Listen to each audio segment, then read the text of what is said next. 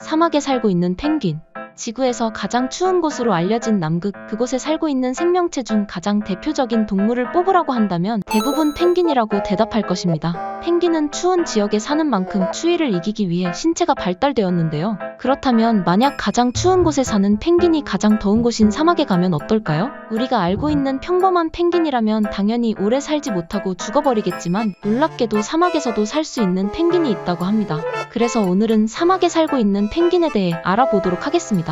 훔볼트 펭귄. 남아메리카 서쪽 칠레와 페루에 맞닿아 있는 바다에는 남쪽에서 올라오는 차가운 물이 섞여 적도로 흐르는 훔볼트 해류가 있습니다. 이 훔볼트 해류는 차가운 물이 섞인 덕분에 다른 곳에 비해 10도 정도 낮은 온도를 가지고 있어 플랑크톤이 아주 풍부하게 살고 있는데요. 당연히 플랑크톤의 수가 많으니 플랑크톤을 먹고 자라는 물고기들이 많이 존재하고 물고기를 주식으로 하는 동물들 중 펭귄도 존재하게 됩니다. 이 펭귄은 페루와 칠레에 걸쳐있는 아타카마 사막에 살고 있는데 이곳은 세계에서 가장 메마른 곳이라 불리는 사막입니다.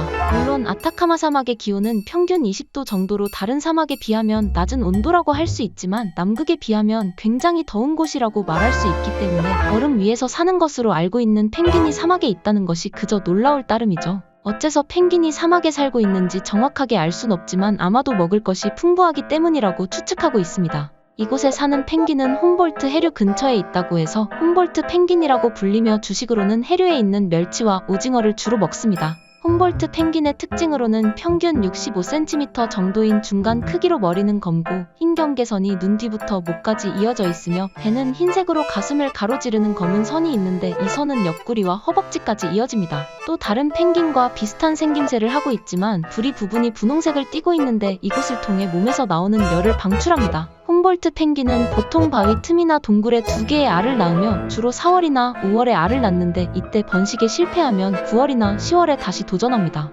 알은 약 39일간 품어 부화시키는데 부화하기 위해 어린 펭귄은 알 속에서 부리로 작은 구멍을 만든 후 알을 깨고 나옵니다. 알 밖으로 나오기까지는 최대 3일이 걸리며 새끼들은 바위 틈에서 지내면서 어미가 없는 동안 천적이 다가오면 배설물을 뿜어 천적이 도망가도록 합니다.